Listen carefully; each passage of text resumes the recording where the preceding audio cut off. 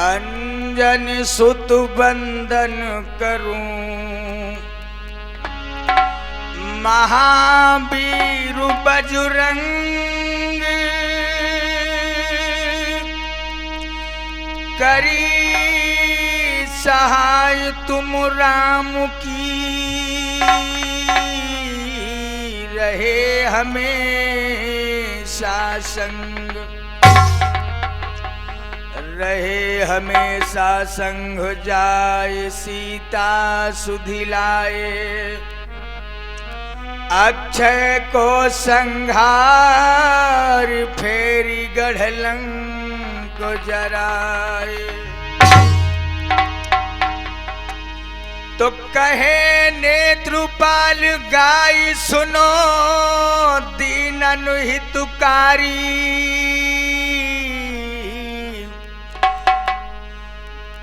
दास आपनो जान नाथ सुधले वो हमारी। आदरणीय हमारे कथा प्रांगण में विराजमान भीष्म पितामह के समान हमारे बुजुर्ग जन, भारत भूमि पर पलने वाली सीता अनुसुईया मंदाकिनी के पग चिन्हों का स्मरण करने वाली हमारी माताएं बहनें, हम उम्र नौजवान साथियों, प्यार करने एक देश के छोटे छोटे कर्णधार बच्चे, आज बहुत ही मार्मिक आख्यान जो दिलीप कैसेट दुबग्गा लखनऊ की तरफ से आप लोगों के समक्ष पेश करने के लिए जा रहा हूं, जो काफी भक्तों के कमेंट आने के बाद मैंने सोचा कि मेरा तो धर्म ही है जनता की सेवा करना। उस सेवा को लेते हुए इस समाज के जनता के भक्तों के बीच में एक बहुत ही सुंदर आख्यान जो चक्रवर्ती सम्राट राजा दशरथ के जीवन चरित्र के बारे में देखते हैं। लोग कहते हैं कि महाराज दशरथ निपुते थे, लेकिन महाराज दशरथ के घर में पुत्र तो जरूर नहीं थे, लेकिन एक पुत्री जरूर थी। तो आ जाइए लोगों, देखते हैं ये दक्षिण रामायण की को लेकर के हम चल रहे हैं, जो दक्षिण रामायण के अंदर आया है महाराज दशरथ की पुत्री के बारे में। आ जाइए देखते हैं।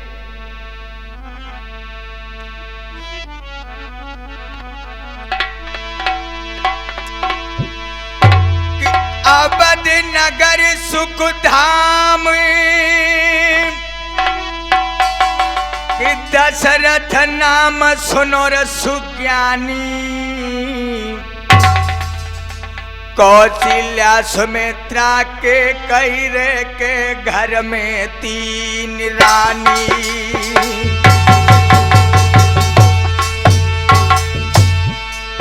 महाराज चक्रवर्ती सम्राट राजा दशरथ के घर में 3 रानियां हैं, कौशल्या, सुमित्रा और कैकेयी।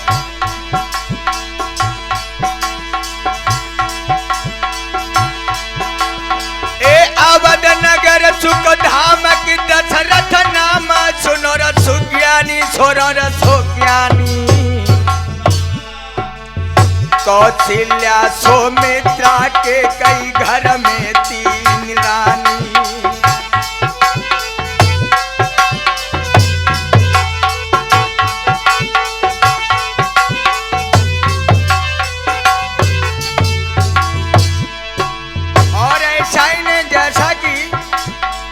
परम पूज्य गुरुदेव भगवान हमारे गिरजा शंकर जी ने अपनी लेखनी में लिखा,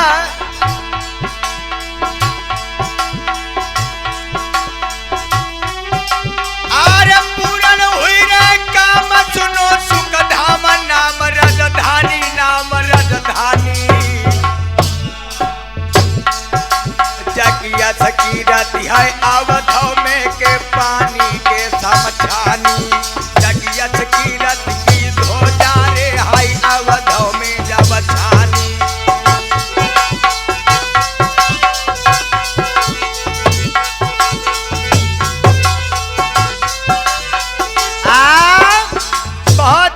सुंदर राजा हुए हैं जिनका नाम है चक्रवर्ती सम्राट राजा दशरथ, जो बहुत ही बड़े बलशाली हैं, जिनके घर में 3 रानियां हैं, कौशल्या, सुमित्रा और कैकेयी, जो रूपवान, गुणखान, बड़ी सुज्ञानी, और तीनों को देख करके महाराज दशरथ सदा प्रसन्न अपने महल में रहते थे। लेकिन याद रहे लोगों, मैया कौशल्या के द्वारा कुछ समय बाद जब धीरे धीरे समय बीता, तब अरे एक बिटिया मैया ने जाई, अरे एक बिटिया मैया ने जाई, और सुंदर गुणवान रे बताई।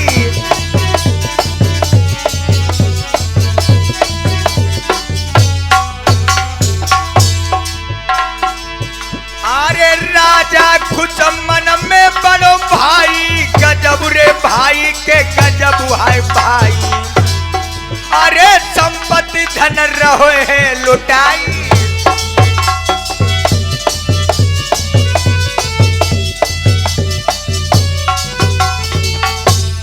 अरे राजा खुश है महलन में, अरे राजा खुश है रे महलन में, और धन लुटा रहो आंगन में।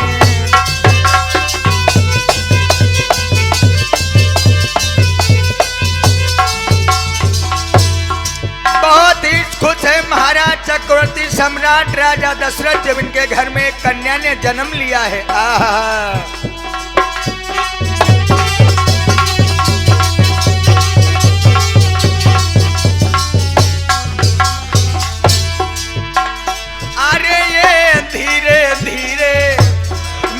मेरे धीरे धीरे खुशिया के घर में रही है छाए, मित्र मेरे धीरे धीरे, हाँ धीरे धीरे।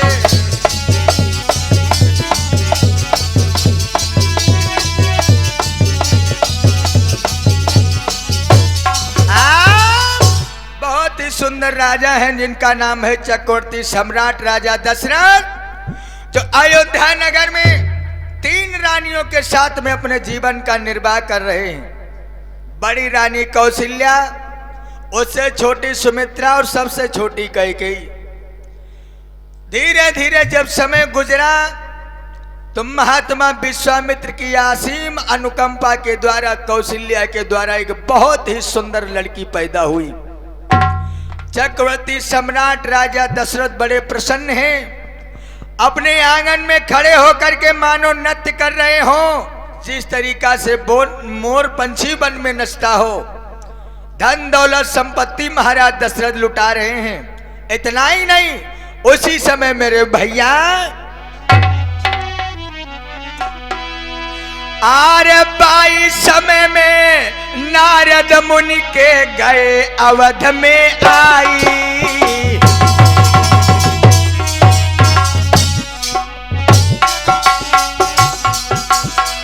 सूरत तिलक के राजा ने, सूरत तिलक के राजा ने आंगन में लो तो बैठारी। इस समय बाबा नारद को आता हुआ देखा है महाराज दशरथ ने बड़ा सुंदर आसन दिया। आइए महाराज, महाराज के चरणन चौकी दई डलवाई, और सुंदर आसन दे बाबा को लवो तुरंत बैठारी। मेरे बाबा जी, ओ मेरे बाबा जी, बहुत दिनन में घर में आए हो, तुम्हें कौन तो लब बिलम भाई बरियो बाबा जी, बहुत दिनन में यहाँ पर आए हो, तुम्हें कौन तो लब बिलम भाई बरियो बाबा जी, बहुत दिनन में यहाँ पर बैठे। बड़ा सुंदर आसन दिया है बाबा नारद को बैठाला। आइए महाराज आसन ग्रहण करिए। बाबा नारद को चंदन की चौकी डलवाई है, नारद को लिया बिठाई है, आसन पर बैठ गए। कहने लगे महाराज सब कुशल तो है? बाबा नारद कहने लगे राजन हमारी तो कुशल है लेकिन तुम अपनी बताओ। हाथ जोड़ करके बोला, कहने लगा महाराज बड़े अच्छे मौके पर आए हो। क्यों, क्या हुआ?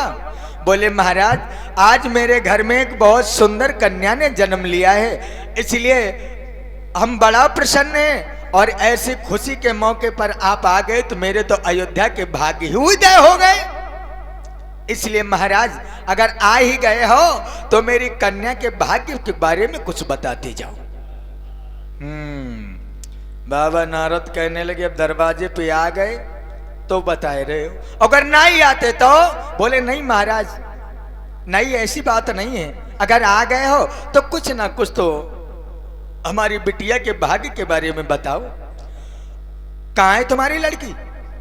राजा दशरथ दौड़ करके गया है, गोद में लेकर के उस कन्या को आया, बाबा नारद के चरणों पर लिटा दिया, कहने लगे ये रहा महाराज मेरे अयोध्या का धन, कृपा करके इसके भाग्य के बारे में बताइए।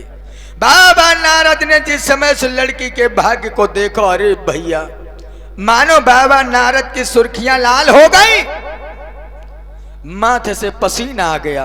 राजा दशरथ कहने लगे महाराज बात क्या है, क्या सोच रहे हो? बोले सोच कुछ नहीं रहा हूं। क्यों? अगर इस भाग्य के बारे में पूछ रहे हो तो महाराज अगर बुरा न लगे तो एक बात कहूं। राजा दशरथ बोला खोल के कहो महाराज बात क्या है? क्या बोले बाबा नारद?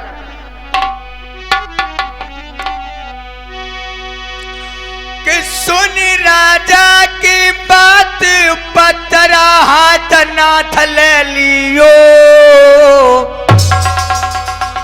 और लगन उधारी विचार रे के नाम उधारी दियो।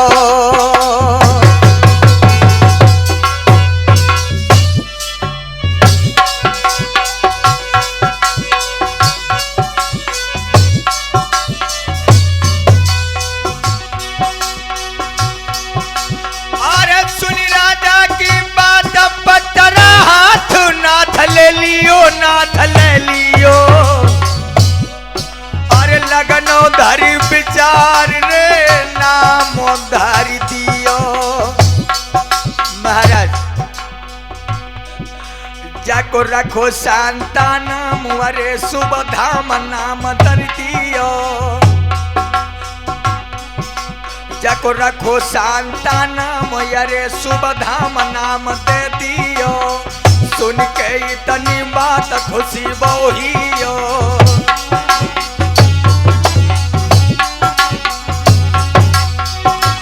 कहने लगे महाराज तुम्हारी लड़की के भाग्य रेखा तो बहुत चमक रही, इसका नाम शांता है, शांता। लेकिन राजा दशरथ बोले, कहने लगे महाराज लेकिन का मतलब तुम्हें नहीं मालूम है? अरे दुर्भागी लली को भैया फूटो, अरे जग भाग रे लली को भैया फूटो, अरे सब विधि से विधना जाते रूठो।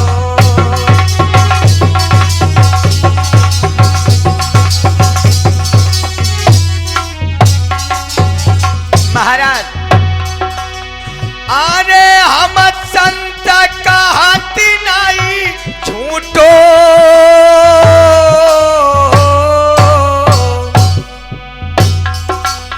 अरे जको भाग बिटिया को राजा फूटो।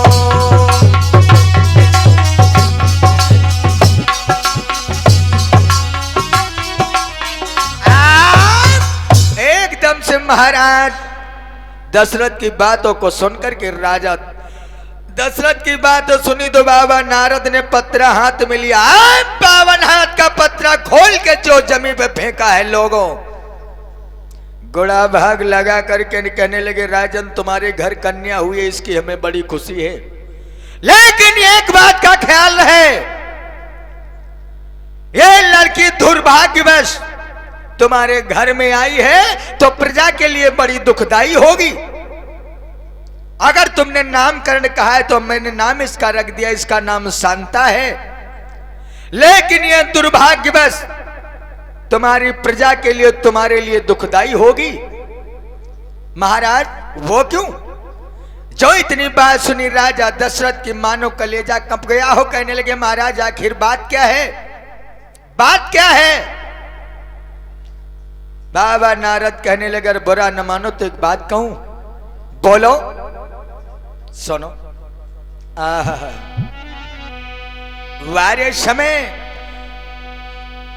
एक कन्या का जन्म हुआ, वो भी बाबा नारद ने उस कन्या के बारे में कहा कि राजन तुम्हें नहीं मालूम है, तुम्हें नहीं मालूम है कि बोले ऋषिराज सुनो राजन।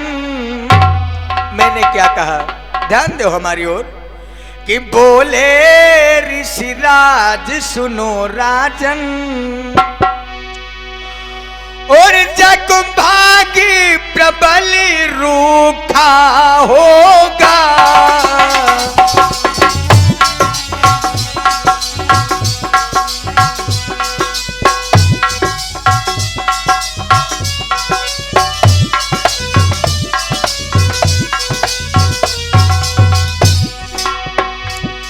बोले ऋषिराज सुनो राजन, जगभागी प्रबल रूखा होगा। और जिस नगर में बिटिया वास करे, महाराज जिस नगर में बिटिया वास करे, वह धरती पर सूखा होगा।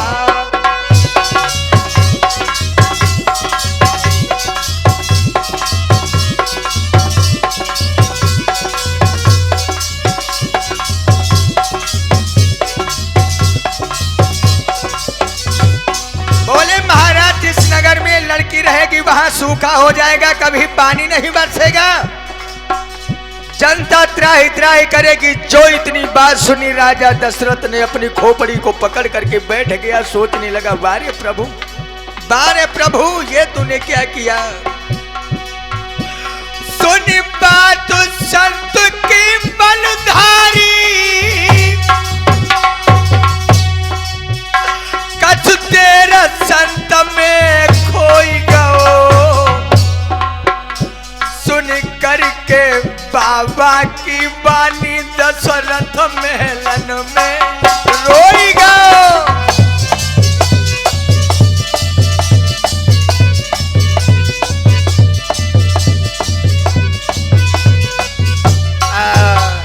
एकदम से महाराज दशरथ से बाबा नारद कहने लगे जिस नगर में लड़की रहेगी याद रखो नगर में सूखा पड़ जाएगा, अकाल हो जाएगा। तुम्हारे घर कन्या का जन्म हुआ, इसकी हमें भी खुशी है। सारी प्रजा त्राही त्राही मच जाएगा, प्रजा के बीच में पृथ्वी मैया तक दहलाएगी। और महाराज आपके कोषागार में इतनी दौलत नहीं है जो सारा जीवन प्रजा को बैठाल करके भोजन करा सको। राजा दशरथ हाथ जोड़ करके बोला, कहने लगा भगवान औलाद मेरी है, मैं मानता हूं इसके आने से मेरे नगर में सूखा पड़ेगा, मेरे राज्य में सूखा पड़ेगा, लेकिन औलाद है, मेरी पुत्री है, आखिर इसे किसे मैं दे दूं? कोई इसे ले भी नहीं जाएगा, क्योंकि इसका दुर्भाग्य बस ये जहां जाएगी वहां पानी नहीं बरसेगा, और अगर जंगल में छोड़ दूंगा तो इसे जीव जंतु खा जाएंगे। महाराज मेरे सर के ऊपर पाप लगेगा, क्या करूं? बाबा नारद कहने लगे ये तुम्हारी चिंता है, तुम जानो। और इतना कह करके बाबा नारद वहां से फौरन भ्रमण के लिए निकल पड़े।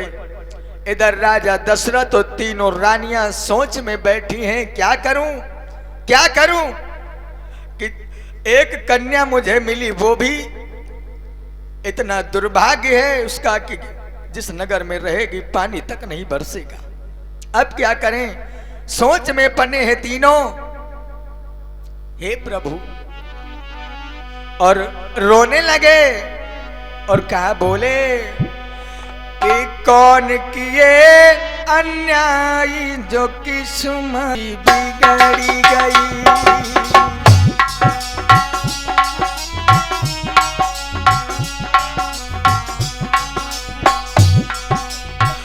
कौन किए अन्यायी जो किस्मत बिगड़ी गई। कौन किए अन्यायी जो किस्मत बिगड़ी गई। हरे भरे सुख की ये बगिया उजड़ी गई।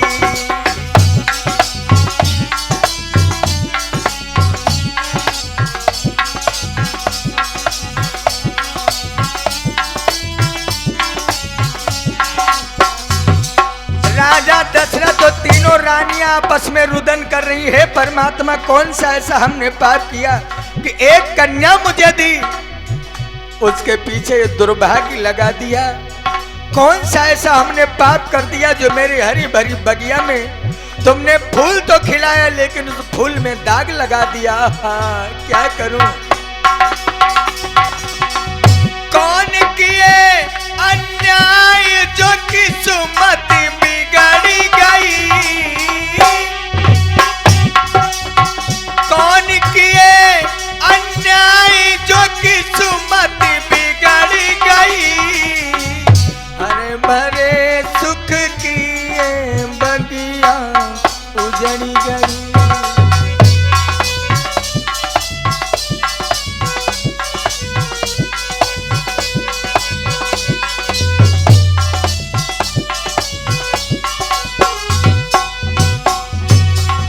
राजा दशरथ तो तीनों रानियां बैठी हैं, आपस में बातें कर रही हैं।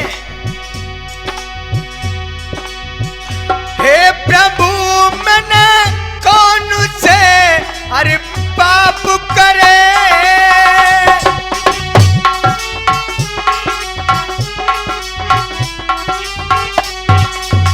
हे प्रभु मैंने कौन से यूं पाप करे। सजा तूने डाली दई है सर मेरे। सुख के मोती की माला बिखरी गई। सुख के मोती की माला बिखरी गई।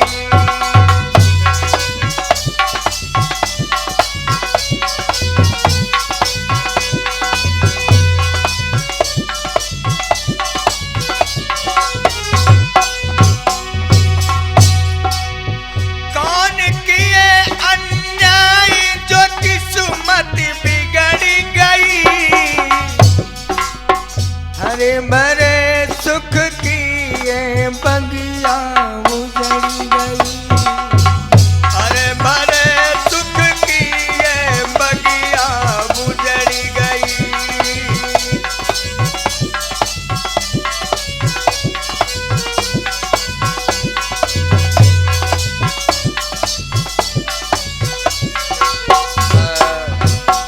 चक्रवर्ती सम्राट राजा दशरथ अपनी तीनों रानियों के पास में बैठे आंसू बहा रहे, रो रहे हैं। क्या करूं हे परमात्मा, कौन सा ऐसा हमने पाप कर दिया जिस पाप की सजा आप मुझे दे रहे हो।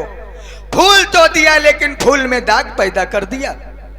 क्या करूं क्या करूं।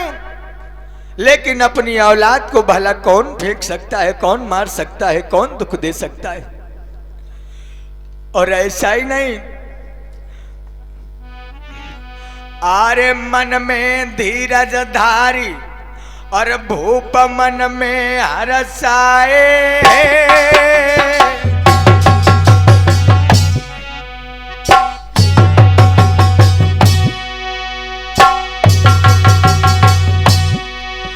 आरे मन में धीरज धारी भूप मन में हरसाए। आरे तीनों रानी संग भूप मिलजुल का छिताने।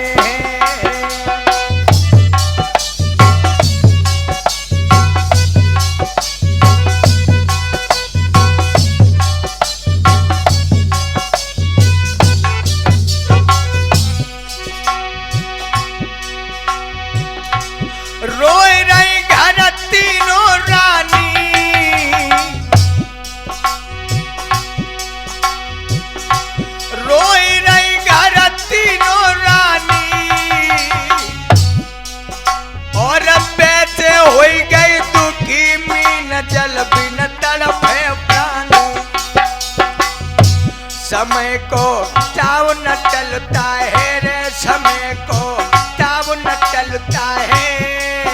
और बुद्धिमान सब कर्म मित्र बुद्धि से डरता है।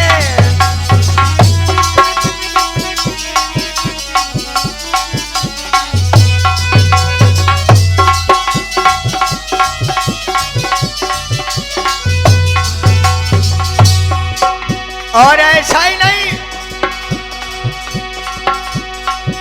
अरे होनहार तो हुई के रही है, जो करता ने लिखी लीलारी।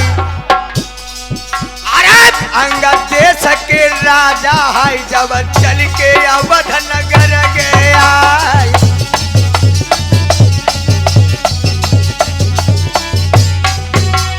याद रहे मेरे भैया, कौशल्या की जो छोटी बहन थी, जिनका नाम था वर्षणी, और वर्षणी जो थी महाराज अंगदेश के राजा रोमपाद को ब्याही थी। आज महाराज रोमपाद चले हैं अंगदेश से।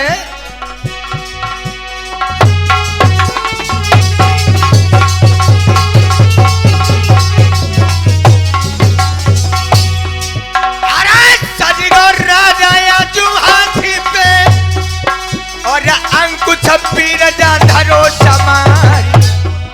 अरे अवध नगर की सीमा पे आवो, सेना संग सूर सरदार।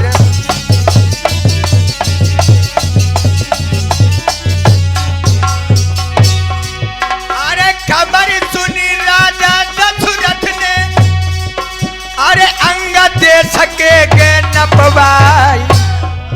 अरे नंगे पैरन राजा धावो, साधु से मिले कि भुजा पसारी।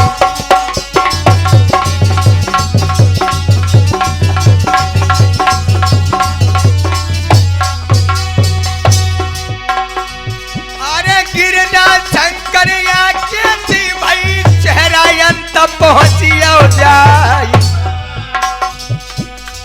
अरे सुन सुन बातें, आज पलंगा पे बैठ के दादा रहे थे मुस्काई।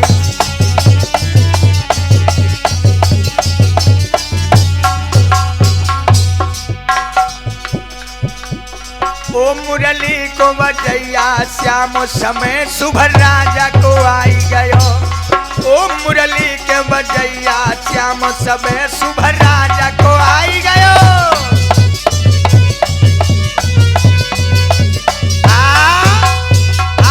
महाराज चक्रवर्ती सम्राट राजा दशरथ अपनी तीनों रानियों के साथ में दुखी तो हैं, लेकिन अपनी लड़की कन्या शांता को गोद में लिए बैठे। धीरे धीरे उम्र, याद रहे लोगों, 5 वर्ष की हो जाती है। राजा दशरथ अपनी लड़की का पालन करते रहे। एक दिन की बात है, अंग देश के राजा जिनका नाम है रोमपाद, जिनकी पत्नी का नाम है वर्षणी, जो कौशल्या की छोटी बहन है। आज अंग देश के राजा महाराज रोमपाद अपने साधु के घर यानी राजा दशरथ से मुलाकात करने के लिए आए हैं। जिस समय राजा दशरथ ने सुना है कि महाराज रोमपाद मेरे दरबार में पधारे हैं,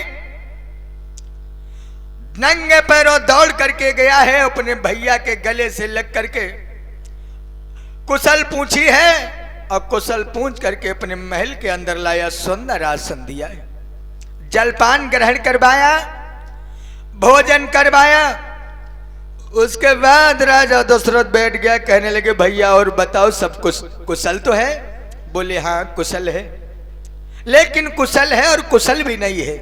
क्यों? और एक बात और याद रहे, राजा दशरथ के घर में पटरानियां तो 3 हैं, लेकिन महाराज दशरथ के घर में रानियां 760 रानियां हैं, 760, जिनमें पटरानियां 3 हैं। लोगों, आज जब महाराज रोमपाद और राजा दशरथ एक पास में बैठे, एक दूसरे की विपत्ति और आपत्ति के बारे में बातें करने लगे, स्वयं राजा अंगनपत कहने लगे महाराज हमें हर एक चीज का सुख है, संपत्ति है, सब कुछ है, लेकिन एक ही चीज हमारे घर में नहीं है। क्या?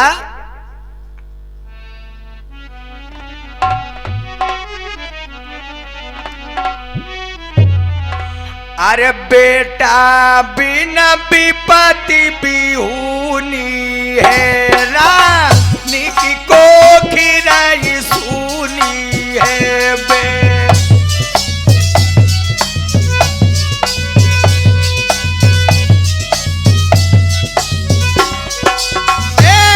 बेटा बिना विपदा दूनी है, रानी की गोदराई सुनी है रा।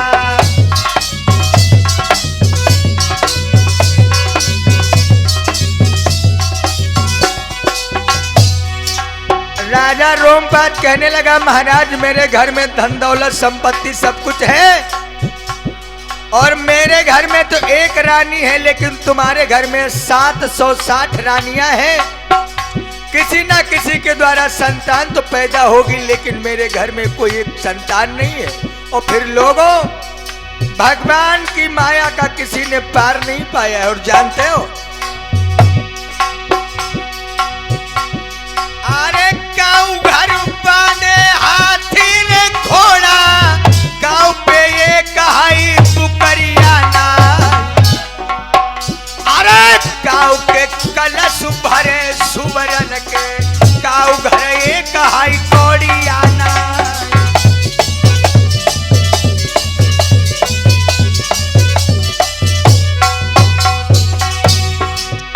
अरे गाँव के महल बने थे संगमर के, गाँव पे ये कहाई झुपड़ियाना।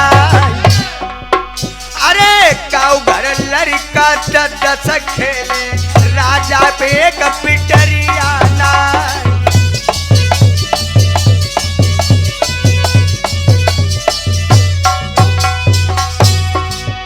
अरे हाथ जोड़ी के रोमपाद ने और दशरथ से कही सुनाई। अरे मित्र हमारे के भूप नारे, मित्र हमारे के भूप तुम न्यारे, तुम्हारी मेहरिया करे हुए जाए।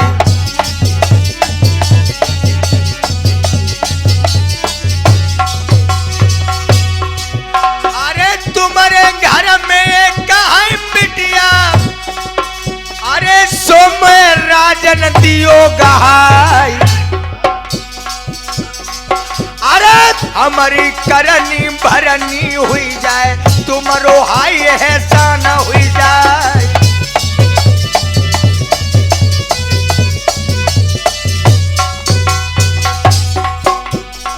भैया सुन राजा के बहन दशरथ मन में मुस्काए। भैया रोमपाद के बहन सुने दशरथ मुस्काए।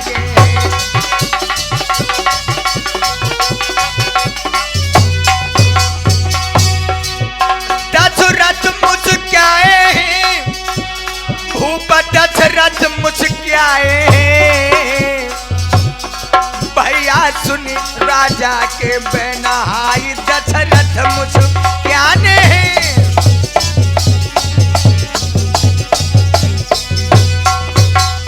एकदम से राजा रोमपाद कहने लगा, महाराज अगर आपको बुरा न लगे तो एक बात कहूं। राजा दशरथ कहने लगा, निसंकोच होकर के कहिए, क्या कहना चाहते हो? राजा रोमपाद कहने लगा, महाराज तुम्हारे घर में 760 रानियां हैं और मेरे घर में एक रानी है। एक पेड़ से फूल खिला न खिला, जिसका कोई भरोसा नहीं होता। और आपके घर में तो 760 रानियां हैं, किसी न किसी के द्वारा कोई न कोई औलाद तो पैदा होगी। हमें अवगत हुआ है कि आपकी बड़ी रानी कौशल्या के द्वारा बड़ी सुंदर बिटिया का जन्म हुआ है। राजा दशरथ बोले, हां क्यों? बोले, महाराज तुम्हारा एहसान हो जाएगा और मेरा कल्याण हो जाएगा। मेरे घर में तो एक ही नारी है, अगर आप अपनी कन्या को हमें दे दें तो मैं कन्यादान करके जीवन धन्य बना लूंगा। और याद रहे लोगों, जिस पुरुष ने कन्यादान नहीं किया उसका जीवन बिल्कुल अधूरा होता है। जिसके घर कन्या नहीं होती तो दूसरे की कन्या के पैर पूजने के लिए शादी विवाह में लोग जाया करते हैं। कन्यादान ही सबसे बड़ा दान है। इसलिए महाराज, अगर आपकी मेहर हो जाए तो आप अपनी कन्या हमें दे दीजिए। राजा दशरथ तो मन में सोच रहे थे इस लड़की को कोई ले जाए, क्योंकि जहां रहेगी वहां सूखा पड़ जाएगा। इसलिए राजा दशरथ ने एक को बार इनकार नहीं करो। बोले भैया, अगर तुम्हारी यही इच्छा है तो कोई बात नहीं, इस लड़की को आप ले जाओ। और जैसे मेरी लड़की है वैसे तुम्हारी लड़की जिस तरह जैसे हमारे घर रहेगी तो वैसे तुम्हारे घर रहेगी। सारा भेद बाबा नारद का बताया हुआ छुपा लिया राजा दशरथ ने। लड़की को बुलाया है। अब कलाई को पकड़ करके महाराज रोमपाद के हाथ में दे दिया। ये ले महाराज, मैं अपनी धरोहर अपनी इज्जत तुम्हारे हाथ में दे रहा हूं, आप ले जाओ। अरे ये तो बड़ी छोटी बात है, लेकिन राजा रोमपाद को नहीं मालूम है क्यों राजा दशरथ इतनी जल्दी में आए गए और कन्या को दे रहे नहीं मालूम है। लड़की को जिस समय लेकर के चले हैं, मैया कौशल्या आगे बड़ी शांता से बोली, बिटिया शांता, जिस तरीके से हम तुम्हारी माँ हैं वैसे तुम्हारी मौसी भी तुम्हारी माँ है। एक काम करना, अपनी मौसी को कोई दिक्कत नहीं देना, अपनी माँ को कोई दिक्कत नहीं देना। इनकी आज्ञा का पालन करना ही तुम्हारा परम कर्तव्य है, क्योंकि मैं आती रहूंगी और तुमसे मुलाकात भी करती रहूंगी। किसी ना किसी तरीके से समझा करके लड़की को विदा किया है। और विदा करने के बाद चले हैं। उसी समय मैया कौशल्या और महाराज दशरथ अपनी लड़की को आशीर्वाद देने लगे और क्या बोले कि जा मेरी लली तू रहेरी सुखारी, जा मेरी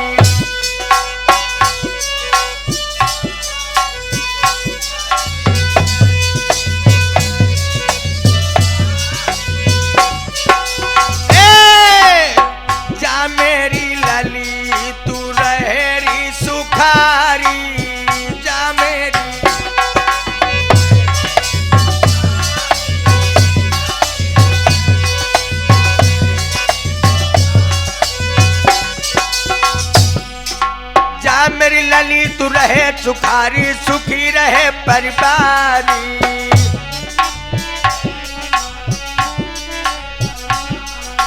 जा मेरी बिटिया रहे सुखारी, सुखी रहे परिवारी।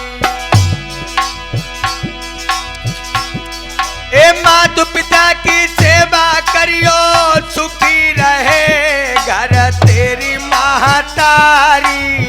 जा मेरी लली तू रहे सुखारी, जा मेरी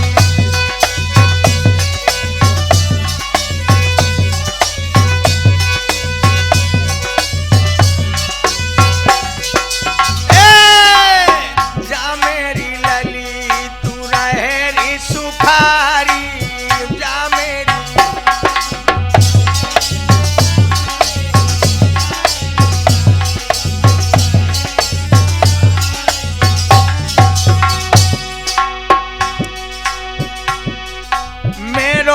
आशीष लली तू हरदम रहे सुखारी।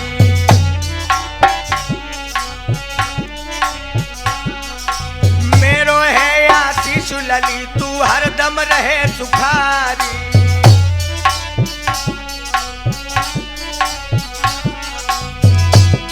अरे सुंदर फूल खिले तेरे द्वारे, सुखी रहो बिटिया महतारी।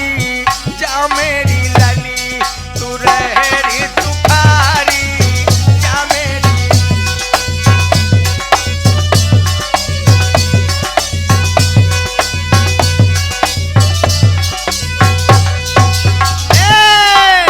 जा मेरी लाडो तू रहेरी सुखारी, जा मेरी लली तू रहे।